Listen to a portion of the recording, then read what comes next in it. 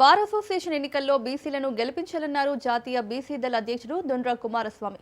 న్యాయ వ్యవస్థలో సమానత్వమే తమ లక్ష్యమన్నారు. మన ఓట్లు మనకే, బీసీల ఓట్లు బీసీలకే, బీసీ న్యాయవాదులకే, సామాజిక న్యాయం కోసం ఐక్యత ప్రతిజ్ఞ చేయాలన్నారు దొండ్ర కుమారస్వామి.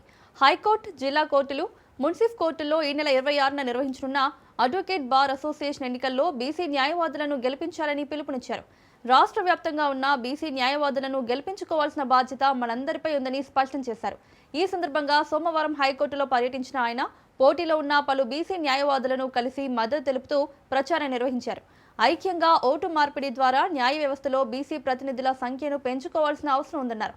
ప్రస్తుతం జరుగుతున్న ఎన్నికల్లో అనేక కులాలకు ప్రాతినిధ్యం లేకపోవడం యాదృచ్ఛికం కాదని, అది వ్యవస్థలోని అన్యాయానికి నిదర్శనమని విమర్శించారు.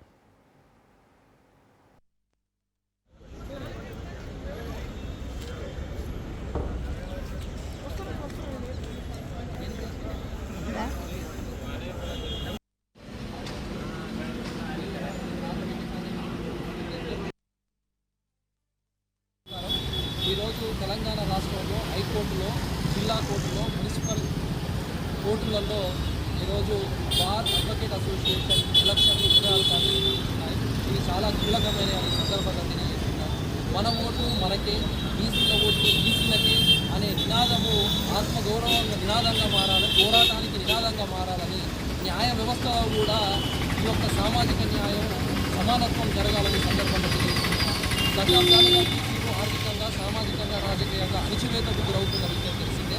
ముఖ్యంగా బయట అసెంబ్లీలో మరియు పార్లమెంట్లో అడుగుతున్న కులాలు ఎన్నో ఉన్నాయి.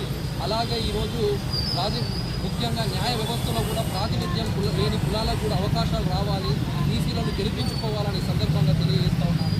బీసీల ఓట్లు బీసీలకి అన్నట్టుగా ఈరోజు ఓటు యొక్క విలువ ఎక్కువగా తెలిసిన వారు ఉన్నారంటే అడ్వకేటే కాబట్టి బీసీల ఓట్లు బీసీలకే వేసి బీసీలను విజయవంతం చేయాలని, అంతేకాకుండా మొన్న జరిగిన ఎలక్షన్లలో కూడా బీసీల చైర్మన్గా రావాలని ఈ సందర్భంగా తెలియజేస్తున్నారు.